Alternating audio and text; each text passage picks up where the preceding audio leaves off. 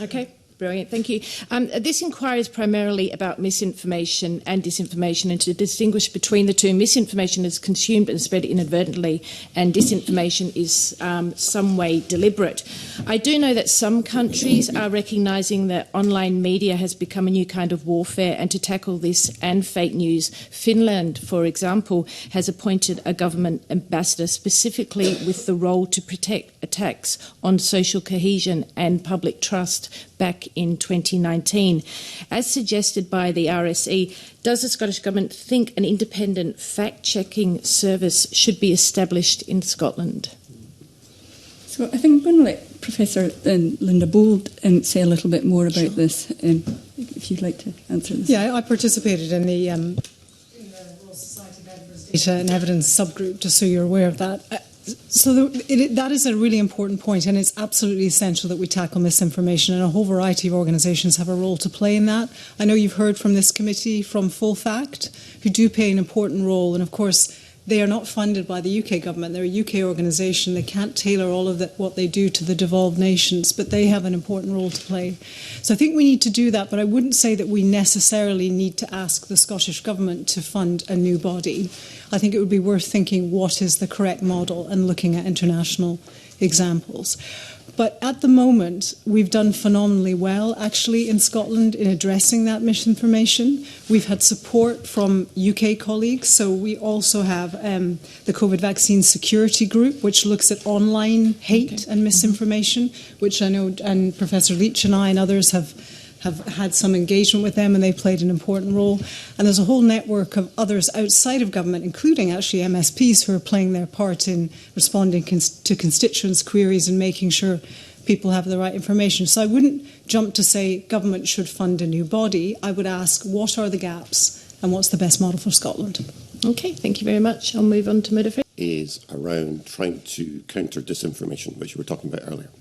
And to put this in context, we've all seen with the vaccination programme, I mean, the vaccination programme has been a great success, there's no doubt about it, but there is still a segment of the population who are resistant to vaccines. And, you know, when we see the segmentation, quite a lot of that is amongst particular ethnic minority groups. The Polish community are one example of a group who, for whatever reason, cultural reasons, are resistant to taking up vaccines. Do you think enough was done in terms of public health messaging to try and counter disinformation about the impact of vaccination? So again, I'll probably let Linda Bould say a little bit more than I do. I think that one of the challenges for government is that actually countering disinformation can validate it. So there are some suggestions that tackling it head on is more dangerous than leaving it to rumble and finding your own way to reach these groups who are susceptible to that. The other thing I would say is that actually the work that we did in terms of collecting ethnic data relating to the vaccination and actually being able to identify uptake and low uptake in particular communities enabled us then to change course and to do different things for those communities. So we had our general vaccine communication, which was targeted at the whole population, but we had specific ways of approaching and outreaching into those communities where uptake was low. An example of that would be, I just met last week with Gypsy Traveller community health workers, and in many ways that's a community that is hard to reach, or we make it difficult for them to engage with our healthcare system, and having these trusted members of their community helping to push public health messages within the community is a much more successful way of reaching that community and ensuring that we engage them with these healthy behaviours and these offers, and it's far more successful than a media campaign, for example. I'll let Linda say more. I'll just make briefly 3 points. I think the first thing is that you need a multifaceted approach. So vaccine equity and gaps in uptake are an international phenomenon, as you know. And in Scotland, actually, we've done much better than most countries. I think you were given some evidence around the Euro Surveillance Journal article that showed that, you know, amongst European countries, we were second to top after Iceland in terms of our uptake and reducing deaths in the over 60s. But there are gaps. And the multifaceted approach actually it doesn't work just for government to reach those groups, minority ethnic communities, others who don't necessarily trust the state the same way. You have to fund and support organisations to do this. And it's a shame you didn't hear from BMIS, who I think were going to give you evidence in one session. I think you would have heard a lot more evidence from them. Professor Leach, of course, spoke to Young Scott, to many different community groups himself personally. Whether they wanted it or not, frankly. So I think, we would concede that, of course, I'm sure it could have been perfect and better than it was, but a lot of efforts were made. I think the final point I would make, and I don't know whether Dr. McDougall wants to add, is that we had a lot of data underpinning where the gaps were, and then tried to use that data to inform approaches and who should be supported to reach out. And the final thing is, for me, it's not over. So it's an evergreen offer. Those vaccines are still there. They can still go into people's arms. And I have a lot of sympathy for the voices that say we should keep talking about this all the time so that we make sure that message isn't lost. Did you want to add, Audrey? So I'll just come in briefly and say that through the data that we collected both on vaccinations but also through our public polling data where we looked at people's attitudes to issues such as vaccinations, we were able to hone in on where we thought there were particular issues or particular problems and use that information then to create new campaigns, to have people like Jason and Linda and so go and speak to different groups, to provide funding for different groups to work with those groups that were more reluctant to uptake vaccination. And then again, through monitoring the rates and through our polling, we were able to see whether our efforts were making a difference. So this was something that was monitored very, very closely and we were very, very conscious of. There aren't many positives to come from the pandemic. It's been the most testing time for the whole population. But if I'm honest, I think that we've seen a far greater understanding of science in our population, which I think will stand us in good stead. We've seen a great deal of health literacy and risk assessment going on. So people have, gone on to Public Health Scotland and found the data for their local area and and that has informed their own risk assessment of what they might need to do. I think that's a really healthy thing. I think that's a really positive thing to come out of the pandemic. The other thing I would say is I've seen a really vast improvement. As somebody who used to yell regularly at the television, I've seen a real vast improvement in our scientific reporting and our medical reporting. When I worked as a pharmacist, I used to regularly be frustrated at the way that significant clinical trials were communicated to the general population. I think we've seen that happen in a far better way. We've seen our journalists who are involved with reporting science and medicine really step up to the task and do a pretty good job of communicating quite complicated things to a population who generally aren't scientists. I don't know if any of my colleagues want to add. I'll add something. So it's difficult. I mean, we have the structures to take in the science and to inform policy decisions. We had the Chief Medical Officers Advisory Group. We had SAGE, which some of the same people sat on. We had the subgroups on nosocomial infection testing, the two that I chaired. So we had all those structures. But the problem is that the science is not always definitive. So I'll just give you some specific examples that you've, I think, discussed in this committee already. One of the members raised pregnancy in a previous meeting around the very early days of the vaccines because pregnant women weren't involved in the trials. And there was a little bit of confusion around that and then more clarity. We didn't know as much as we do now at the beginning about airborne transmission. We didn't know as much as we do now about asymptomatic transmission. And then you raised the issue around face cameras. So there wasn't always a single truth to communicate to policymakers. I think it became much easier because we just got huge amounts of research. I mean, countries around the world threw resources at that, and it became easier. But I think in the early months, to say there was a single science I think that's my point, though, is follow the science, I think, was a good message. But then I don't think we communicated properly what follow the science meant and that science would continually evolve. We didn't communicate that particular message out to the general public. So what they saw was, I need to do this, but now I need to do this.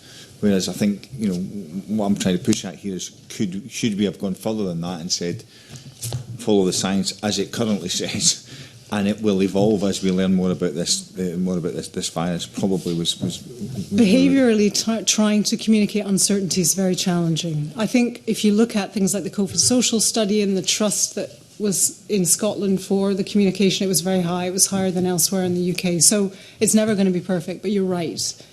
Communicating uncertainty is a very challenging thing, and whether it was perfect or not, I don't know. I don't know whether anybody else wants. I completely agree. The science changed sometimes during TV interviews. I mean, literally during the interview, the science would change. So somebody would text me and say, there's been a study in pregnant women, the vaccine is safe, for example, as literal as that, while you're on TV. So I think Linda and others have been exemplars in that public communication at a level we've never seen in our lifetime, trying to get that science over, saying this is today's science. But we were literally moving. We were literally doing the science in real time. Normally, we would have medical journals and scientific journals that we could consider over a few months and then think about in giving that to the public 6 months from now. But we didn't. We didn't have that luxury. We had to do it in real time. And we tried. Whether you think we did that well enough or not is a different question. There is no criticism here whatsoever. Just trying to establish whether or not, it's easy to look back at 2020. If we had to go through it again, would we have been altered the way in which... The only other thing I would add is that it depends where you get your information from. So if you get your information from mainstream public service broadcasters, I think it was good. I think it was well presented. I think Fergus Walsh, for example, is an obvious example of somebody who did the trials really well. If you get your information from Twitter, frankly, you need to look elsewhere. Indeed. Can I just one more thing I was going to raise, something I'd never thought I would be raising, but as a constituent has brought this to my attention, I think, and it speaks to the communication. This happens to be a nurse of 26 years' experience who raised the issue of VITT. I have to say this, I suppose, vaccine-induced thrombocytopenia and thrombosis, which, did I do that right? Yes. I've been practising that for about a week. And I think it's now acknowledged as a condition, and NICE published guidelines, clinical guidelines for it. And her absolute belief that vaccinations, etc., were absolutely the way to go. However, I was surprised to hear that there's about 220 confirmed cases, 78 fatalities, 69 probable cases and 70 possible cases. And as she says, these are relatively very small numbers compared to the vaccine. Nonetheless, these are people who have a condition, have reacted to a delivery of multiple doses of vaccine in a relatively short time. So there was inevitably going to be some medical and statistical harm done. What she was saying is these are people who have had an adverse reaction to the vaccine and were kind of vilified and pushed away and not listened to at the time and have a clinical need. In terms of the way in which we communicated, her question is, did we communicate the very small potential risk there was with the vaccine, and by not doing that, did we create a vulnerability in those few people who had an adverse reaction? I'm sure Jason will want to say a little bit more about this, but with any vaccine programme, and with any vaccination, there will be a balance of risks and benefits. Mm-hmm. I suppose we've seen that very clearly played out as the JCVI gathered together the evidence for vaccinating children, where they felt that the benefit-risk balance was a little bit different. And, you need to take into account which population you're aiming your vaccine at. Some people, it'll be a complete no-brainer because they will be particularly at risk from the consequences of that virus. For others, it will be a question of considering their own vulnerability and how much it helps the population in order for them to be vaccinated. So these aren't clear-cut decisions. Vaccines always carry risks. It's always a very small number of people who suffer adverse side effects. It is often the case that you can't predict who is going to suffer those adverse side effects. If you could predict it, you would be able to take measures to avoid it. And with a vaccine programme of the scale of this vaccine programme, where you're targeting pretty much the entire population, there are likely to be some people who suffer adverse events, but the benefits on a population level still outweigh the risks, and I think that's a really important thing to communicate. One of the challenges is there were some side effects which might have been more predictable, and there were people who thought that they perhaps shouldn't have the vaccine. So there was the question around people with allergies or allergic responses to vaccines, and it's always, if you've had an anaphylaxis in the past, it's very frightening to consider that you accept a vaccine where there is potentially a risk of allergy, and helping to reassure those individuals and to risk assess on an individual basis whether they were at particular risk from this vaccine or not is a difficult thing to communicate, and you couldn't communicate that at a population level. That had to be an individual discussion between clinician and patient at the time of vaccination. Sure. I think that the question I'm really asking here is around that communication, and if we had communicated, discussed the potential risk more, would that have prevented more people getting vaccinated? The opposite. I disagree with your premise entirely. It's not a premise; it's a question.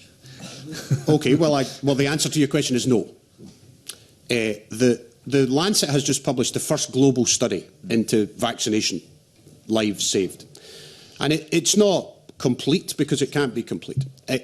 It suggests 20 million lives have been saved in the last year. 20 million.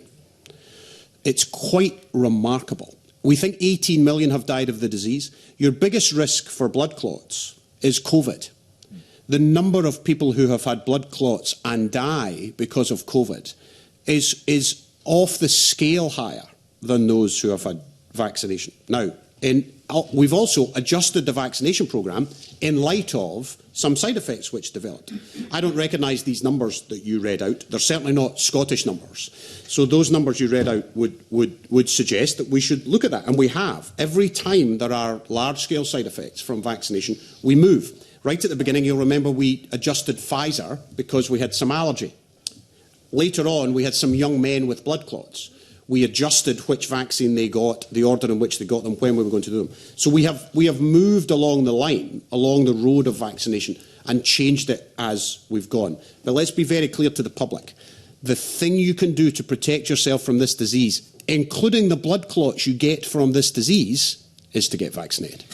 I think you missed my point, Mr. Leach, I think. Sorry. Time's moving on. John Mason, please. I appreciate that. Thanks, Convener. But actually, to follow the same theme, I mean, as you said, it's important where we get our information from, and Twitter is not the most reliable source, but there is quite a lot of discussion on Twitter, and that 20 million figure has been very useful, and I've been quoting it quite a lot myself.